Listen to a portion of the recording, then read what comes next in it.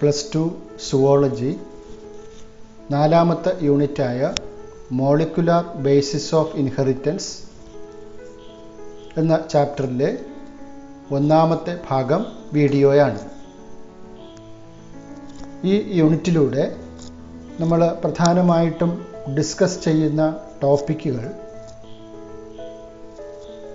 Structure of DNA, replication of DNA, transcription, that is the process of making RNA from DNA, genetic code, translation, that is the process of protein synthesis, regulation of gene expression, human genome project, DNA fingerprinting തുടങ്ങിയ ടോപ്പിക്കുകളാണ് ഈ ഒരു ചാപ്റ്ററിലൂടെ discuss ചെയ്യുവാൻ ഉള്ളത്.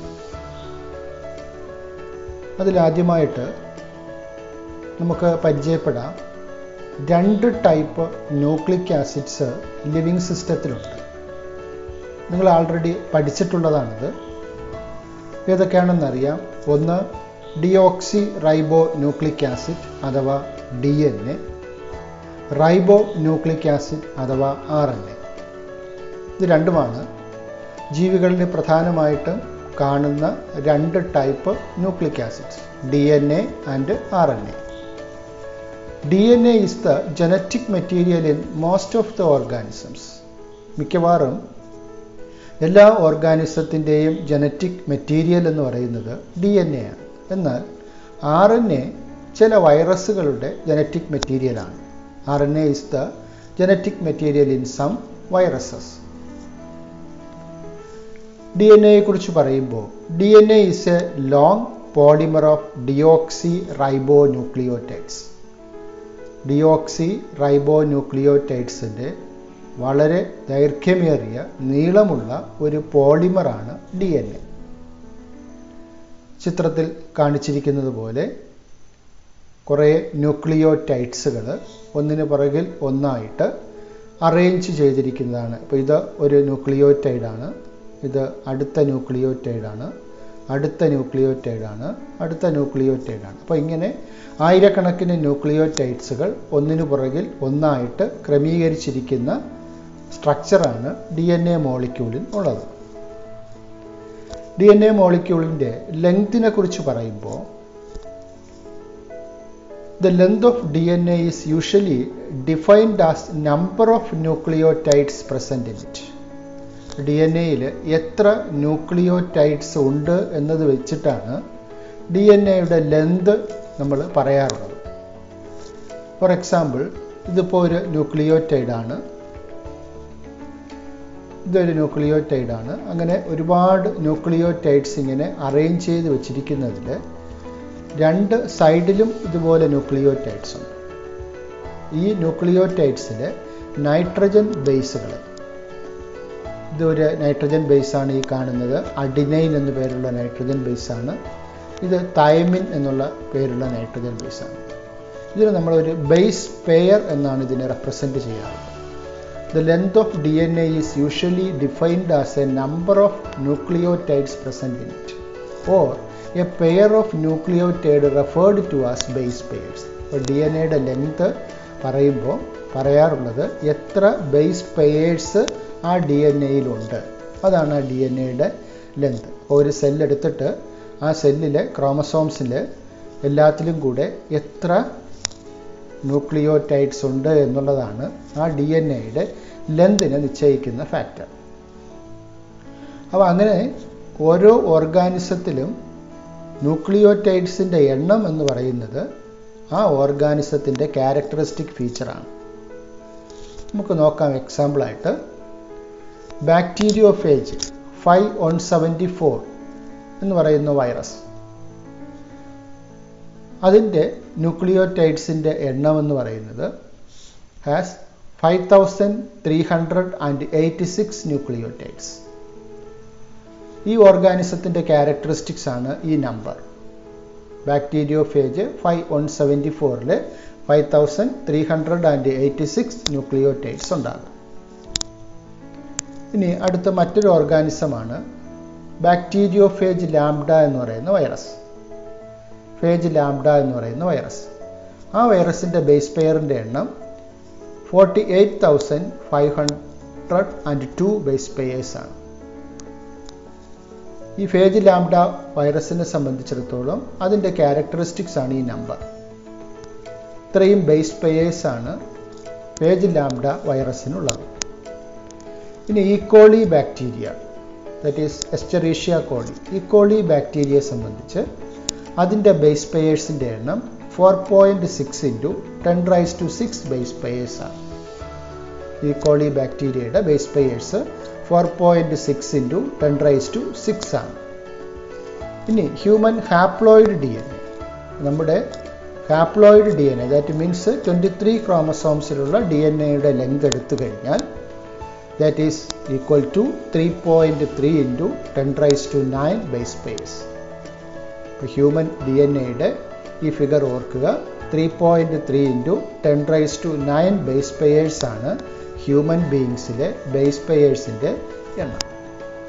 Haploid DNA-യുടേതാണെന്ന് ഓർക്കുക. 23 ക്രോമസോമുകളിലും കൂടെ ഇത്രയും base pairs ആയിരിക്കും ഉണ്ടാവുക. ഇനി ഒരു ന്യൂക്ലിയോറ്റൈഡിനെ സംബന്ധിച്ച് അതിന് 3 കമ്പോണൻസ് ഉണ്ട്. ഏതൊക്കെയാണ് ആ കമ്പോണൻസ്? ഒരു നൈട്രോജീനസ് ബേസ് ഉണ്ടാകും, ഒരു ഷുഗർ ഉണ്ടാകും, പെൻറ്റോസ് ഷുഗറാണ്, ദാറ്റ് മീൻസ് 5 കാർബൺ ആറ്റം ഉള്ള ഷുഗറാണ്, ദെൻ ഒരു ഫോസ്ഫേറ്റ് ഗ്രൂപ്പ്. ഇത് മൂന്നുമാണ് ഒരു ന്യൂക്ലിയോറ്റൈഡിൻ്റെ പ്രധാനമായിട്ടുമുള്ള 3 components. Nitrogenous base, a pentose sugar, phosphate group. ഇത് മൂന്നുമാണ് ഇവിടെ കാണാം, ചിത്രത്തിൽ കാണാം. ഇതൊരു ഫോസ്ഫേറ്റ് ഗ്രൂപ്പാണ്, ഇതൊരു പെൻറ്റോസ് ഷുഗറാണ്, ഇതൊരു നൈട്രോജീനസ് ബേസാണ്. ഇത് മൂന്നും കൂടെ ചേരുമ്പോഴാണ് ഒരു ന്യൂക്ലിയോറ്റൈഡ് ആകുന്നത്. പെൻറ്റോസ് ഷുഗർ എന്ന് പറയുമ്പോൾ ഈ ഷുഗറിന് 5 കാർബൺ ആറ്റമുള്ള ഷുഗറാണ്. നൈട്രോജീനസ് ബേസ് ഇവിടെ കാണിച്ചിട്ടുണ്ട്. അഡിനൈൻ, തൈമിൻ, ഗുവാനിൻ, സൈറ്റോസിൻ എന്ന് പറയുന്നതാണ് നൈട്രോജീനസ് ബേസുകൾ. പെൻറ്റോസ് ഷുഗറിനെ സംബന്ധിച്ച് പറയുമ്പോൾ 2 ടൈപ്പ് ഷുഗേഴ്സ് ഉണ്ട്. റൈബോസ് ഷുഗറുമുണ്ട്, ഡിയോക്സി റൈബോസ് ഷുഗറുമുണ്ട്. റൈബോസ് ഷുഗർ RNA-യിൽ കാണുന്ന ഷുഗറാണ്. RNA എന്ന് പറയുന്ന ന്യൂക്ലിയോറ്റൈഡിൽ കാണുന്ന ഷുഗറാണ് റൈബോസ്. ന്യൂക്ലിക് ആസിഡിൽ കാണുന്ന ഷുഗറാണ് റൈബോസ്. എന്നാൽ DNA-യിൽ കാണുന്ന ഷുഗർ ഡിയോക്സി റൈബോസ് ഷുഗറാണ്. അപ്പോൾ ആ പേര് വരാൻ തന്നെ കാരണം ഒരു ഓക്സിജൻ അവിടെ ആ റൈബോസ് ഷുഗറിൽ കുറവായിരിക്കും, അല്ലെങ്കിൽ ഒരു carboxyl group, OH group, hydroxyl group അവിടെ കുറവായിരിക്കും. ഒരു ഓക്സിജൻ്റെ അഭാവമാണ് ആക്ച്വലി വരുന്നത്. അതുകൊണ്ടാണ് അതിനെ ഡിയോക്സി റൈബോസ് ഷുഗർ എന്ന് വിളിക്കുന്നത്. ഇനി നൈട്രോജീനസ് ബേസസിനെ സംബന്ധിച്ച് പറയുമ്പോൾ 2 type category of nitrogenous bases ഉണ്ട്.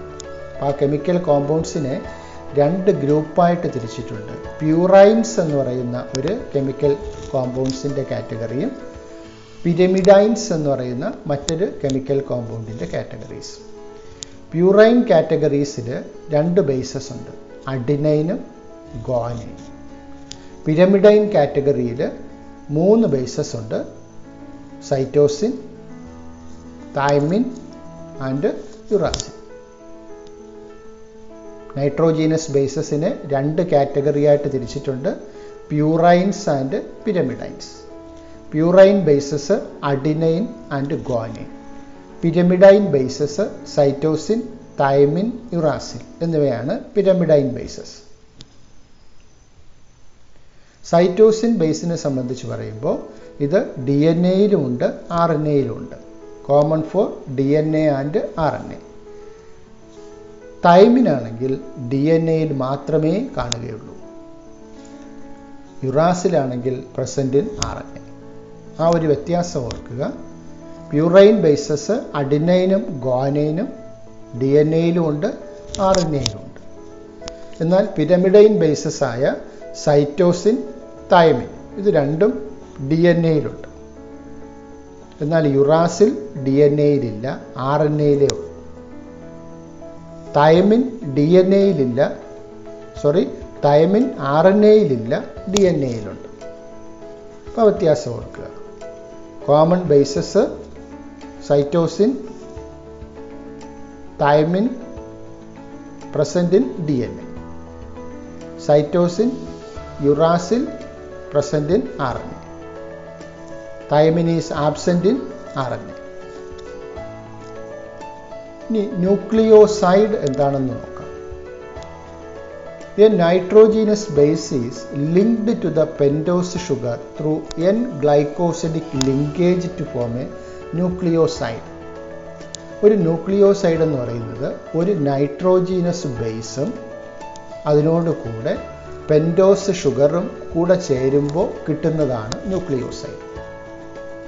നൈട്രോജീനസ് ബേസായ അഡിനൈന്, ഗുവാനൈൻ, തൈമിൻ, സൈറ്റോസിൻ, യുറാസിൻ. അപ്പോൾ ഈ നൈട്രോജീനസ് ബേസിൻ്റെ കൂടെ ഷുഗർ, റൈബോസോ ഡിയോക്സി റൈബോസോ ഷുഗർ കൂടിച്ചേരുമ്പോൾ കിട്ടുന്ന കെമിക്കൽ കോമ്പൗണ്ട്സിൻ്റെ കാറ്റഗറിയാണ് nucleoside.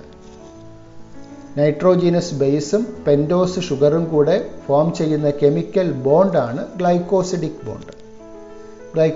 Bond. Example, adenine plus ribose gives adenosine. Adenosine എന്ന് പറയുന്ന ന്യൂക്ലിയോസൈഡ് ഉണ്ടാകുന്നത് അഡിനൈനും റൈബോസ് എന്ന് പറയുന്ന ഷുഗറും കൂടെ കമ്പൈൻ ചെയ്യുമ്പോൾ കിട്ടുന്ന ന്യൂക്ലിയോസൈഡാണ് അഡിനോസിൻ.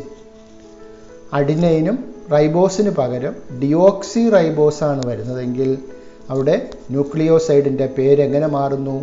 ഡിയോക്സി അഡിനോസിൻ എന്ന രൂപത്തിലേക്ക് മാറുന്നു. അഡിനൈൻ്റെ കൂടെ റൈബോസ് ആണെങ്കിൽ അഡിനോസിൻ, അഡിനൈൻ്റെ കൂടെ ഡിയോക്സി റൈബോസ് ആണെങ്കിൽ ഡിയോക്സി അഡിനോസിൻ എന്നാണ് ന്യൂക്ലിയോസൈഡിൻ്റെ പേര്. എക്സാമ്പിൾസ് നമുക്ക് മൊത്തത്തിലൊന്ന് നോക്കാം. Adenine plus ribose gives adenosine. Then അഡിനൈൻ്റെ കൂടെ റൈബോസിൻ്റെ സ്ഥാനത്ത് ഡിയോക്സി റൈബോസ് ആണ് വരുന്നതെങ്കിൽ ന്യൂക്ലിയോസൈഡിൻ്റെ പേരെങ്ങനെ മാറുന്നു? Deoxy adenosine. ഇനി ഗുവാനൈൻ ആണെങ്കിൽ റൈബോസിൻ്റെ കൂടെ ചേരുമ്പോൾ എന്തായിട്ട് മാറുന്നു? ഗുവാനോസിൻ. ഇനി ഗുവാനൈൻ്റെ കൂടെ ഡിയോക്സി റൈബോസ് ആണ് ചേരുന്നതെങ്കിലോ പേരെങ്ങനെ മാറുന്നു?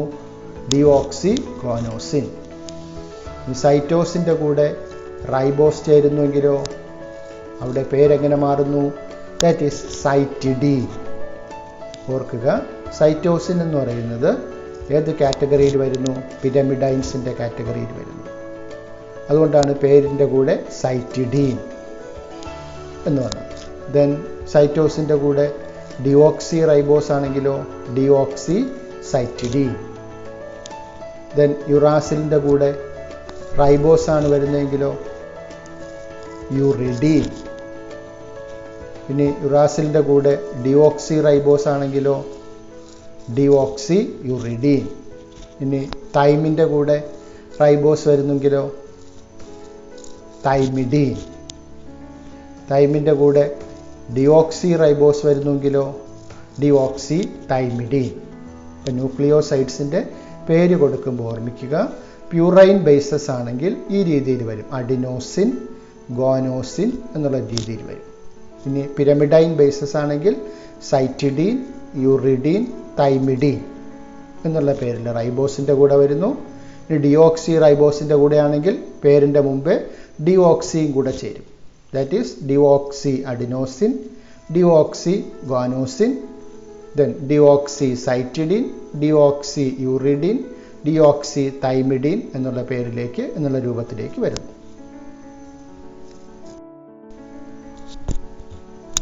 ഇനി ഒരു ന്യൂക്ലിയോടൈഡ് എന്താണെന്ന് പരിചയപ്പെടാം.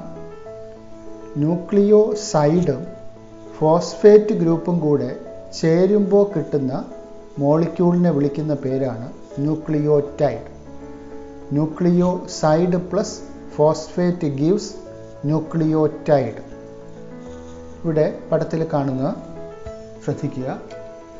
ഇവിടെ ഈ കാണുന്നത് nitrogen ബേസുകളാണ്.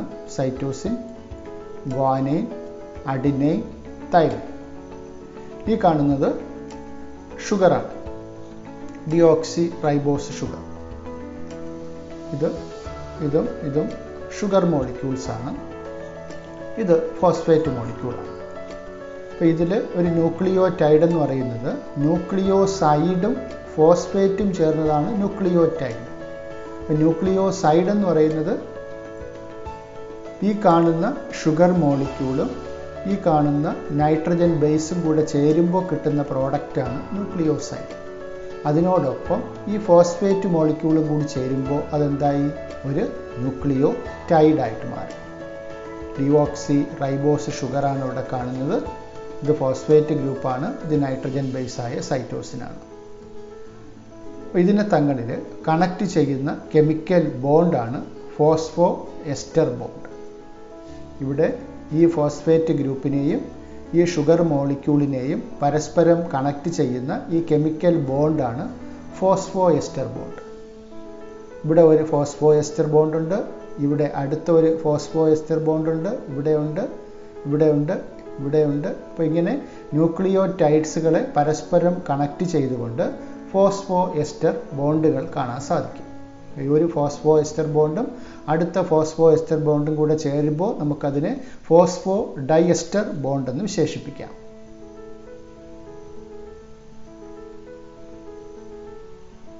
Adenosine plus phosphate gives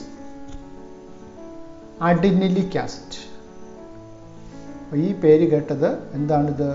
ഇതൊരു ന്യൂക്ലിയോടൈഡാണ്.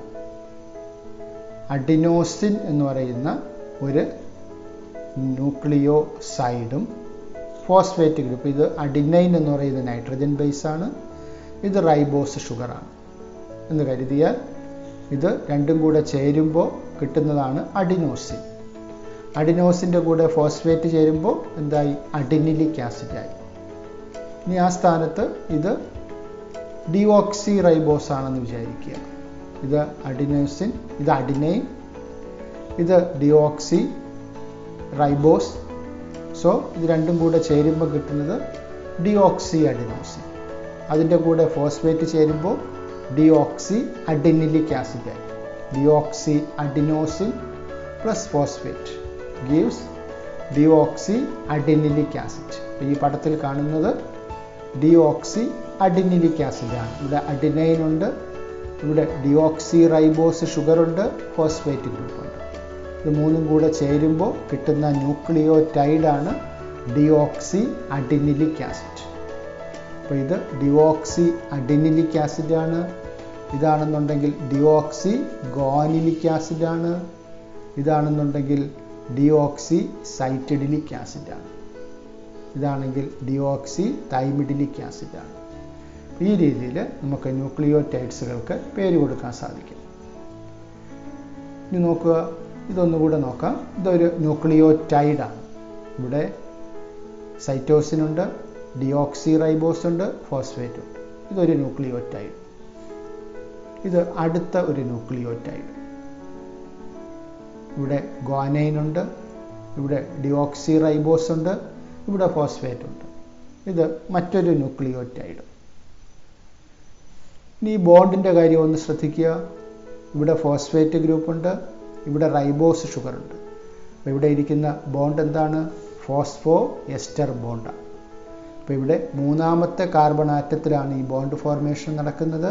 അതുകൊണ്ട് ഇതിനെ 3' ഫോസ്ഫോ എസ്റ്റർ ലിങ്കേജ് എന്ന് വിളിക്കുന്നു. ഇനി അടുത്തത് ഇവിടെ 5ാമത്തെ കാർബൺ ആറ്റവുമാണ് അടുത്ത ഫോസ്ഫേറ്റ് ഗ്രൂപ്പ് ലിങ്ക് ആകുന്നത്. അതിനെ 5' ഫോസ്ഫോ എസ്റ്റർ ലിങ്കേജ് എന്ന് വിളിക്കുന്നു. അപ്പോൾ മൂന്നാമത്തെ കാർബൺ ആറ്റത്തിൻ്റെ കൂടെ ഒരു ഫോസ്ഫോ എസ്റ്റർ ബോണ്ട്, 5ാമത്തെ കാർബൺ ആറ്റത്തിൻ്റെ കൂടെ മറ്റൊരു ഫോസ്ഫോ എസ്റ്റർ ബോണ്ട്. അപ്പോൾ ഇത് രണ്ട് ബോണ്ടും കൂടെ ചേരുമ്പോൾ എന്താകുന്നു? ഒരു ഡൈഎസ്റ്റർ ബോണ്ടായിട്ട് മാറും. അത് 3' 5' ഫോസ്ഫോ ഡൈഎസ്റ്റർ ലിങ്കേജ് എന്നുള്ള പേരിൽ അറിയപ്പെടുന്നു. അപ്പോൾ ഇങ്ങനെ അടുത്തടുത്തുള്ള രണ്ട് ന്യൂക്ലിയോടൈഡുകൾ തമ്മിൽ 3' പൊസിഷനിലും 5' പൊസിഷനിലും ഇങ്ങനെ ബോണ്ട് ഫോർമേഷൻ നടന്ന് ഡൈഎസ്റ്റർ ലിങ്കേജ് നടന്നാണ് ന്യൂക്ലിയോടൈഡ് പരസ്പരം കണക്ട് ചെയ്തു പോകുന്നത്. 2 nucleotides are linked through 3' 5' phosphodiester linkage to form a dinucleotide. അപ്പോൾ ഇവിടെ ഒരു ന്യൂക്ലിയോറ്റൈഡ്, അടുത്ത ന്യൂക്ലിയോറ്റൈഡ്, ഇതൊരു ന്യൂക്ലിയോറ്റൈഡാണ്, ഇത് അടുത്ത ന്യൂക്ലിയോറ്റൈഡാണ്. അപ്പോൾ ഇത് തമ്മിലുള്ള ലിങ്കേജ് എന്ന് പറയുമ്പോൾ ഇവിടെ ഒരു എസ്റ്റർ ബോണ്ട് ലിങ്കേജ് ഉണ്ട്, ഇവിടെ ഒരു എസ്റ്റർ ബോണ്ട് ലിങ്കേജ് ഉണ്ട്. രണ്ടും കൂടെ ചേരുമ്പോൾ ഡൈഎസ്റ്റർ ലിങ്കേജായി. ഡൈഎസ്റ്റർ ലിങ്കേജായി രണ്ട് ന്യൂക്ലിയോറ്റൈഡ് ചേരുന്നത് കൊണ്ട് ഇത് dye ന്യൂക്ലിയോറ്റൈഡായി. More nucleotides can be joined in such a manner to form a polynucleotide chain. DNA ഒരു പോളിന്യൂക്ലിയോറ്റൈഡ് ആണ്. അപ്പോൾ ഈ രീതിയിൽ ഡൈഎസ്റ്റർ ബോണ്ട് കൊണ്ട് കണക്ട് ചെയ്തുകൊണ്ട് ന്യൂക്ലിയോറ്റൈഡ്സുകളുടെ ഒരു നീളത്തിലുള്ള അറേഞ്ച്മെൻ്റ് ആയിട്ട് DNA മാറിയിട്ടുണ്ട്. ഇനി നോക്കൂ, ഈ DNA മോളിക്യൂളിൽ ഒരു ഫ്രീ എൻഡിൽ ഇവിടെ ഫ്രീ ആയിട്ട് ഒരു ഫോസ്ഫേറ്റ് ഗ്രൂപ്പ് ഉണ്ട്. A polymer thus formed has a free phosphate moiety at 5' end of ribose sugar known as 5' end of polynucleotide chain.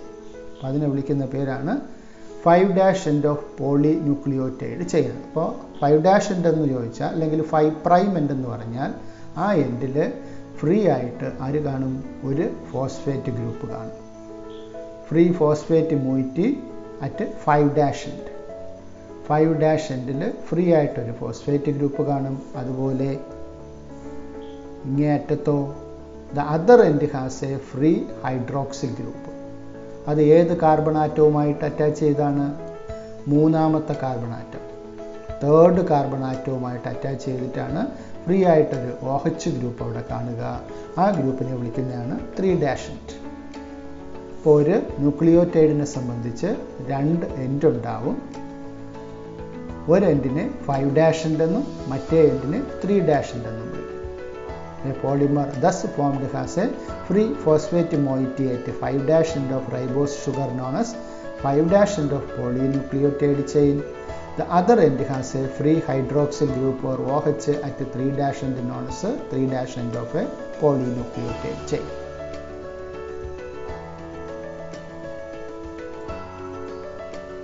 നോക്കൂ, ഇനി RNA മോളിക്യൂളിലാണെങ്കിൽ every nucleotide residue has an additional OH group present at 2' position in the ribose. Also in RNA the uracil is found at the place of thymine. RNAയിലെയും DNAയിലെയും sugar molecule തമ്മിലുള്ള difference നോക്കുക. DNAയുടെ ഷുഗറാണ് deoxy ribose sugar, RNAയുടെ sugar ribose sugar. അപ്പോൾ ഇവിടെ രണ്ടാമത്തെ കാർബൺ ആറ്റത്തിൻ്റെ അവിടെ ശ്രദ്ധിക്കുക. DNA-യിൽ ഇവിടെ ഒരു O കുറവാണ്, ഒരു ഓക്സിജൻ കുറവാണ്. RNA-യിൽ നോക്കൂ, അവിടെ ആ ഓക്സിജൻ ഉണ്ട്, അതൊരു OH ഗ്രൂപ്പ് ഉണ്ട്, അതുകൊണ്ട് ഇതൊരു ഹൈഡ്രോക്സിൽ ഗ്രൂപ്പാണ്. ഹൈഡ്രോക്സിൽ ഗ്രൂപ്പ് RNA-യിലുണ്ടാവും, റൈബോസ് ഷുഗറിലുണ്ടാകും. DNA-യിൽ ഡിയോക്സി റൈബോസ് ഷുഗറിൽ ഇത് ആബ്സെൻ്റ് ആയിരിക്കും. അതുകൊണ്ടാണ് ഡിയോക്സി റൈബോസ് ഷുഗർ എന്നുള്ള പേര് വിളിക്കാൻ തന്നെ കാരണം.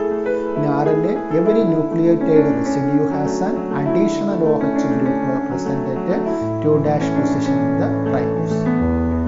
ഇനി ഷുഗറിൻ്റെ കാര്യത്തിലോ ഇനി നൈട്രജൻ ബേസിൻ്റെ കാര്യത്തിലോ the uracil is found at the place of thymine. യുറാസിലിൻ്റെ സ്ഥാനത്ത് തൈമിനാണ്. ഇനി RNA the uracil is found at the place of thymine. തൈമിൻ്റെ സ്ഥാനത്ത് യുറാസിലാണ്. ഇവിടെ നോക്കാം, ഇത് DNA മോളിക്യൂളാണ്. DNA മോളിക്യൂളിൻ്റെ നൈട്രജൻ ബേസുകളാണ് സൈറ്റോസിൻ, ഗ്വാനൈൻ, അഡിനൈൻ, തൈമിൻ. ഇത് DNA-യുടെ നൈട്രജൻ ബേസസ് ആണ്.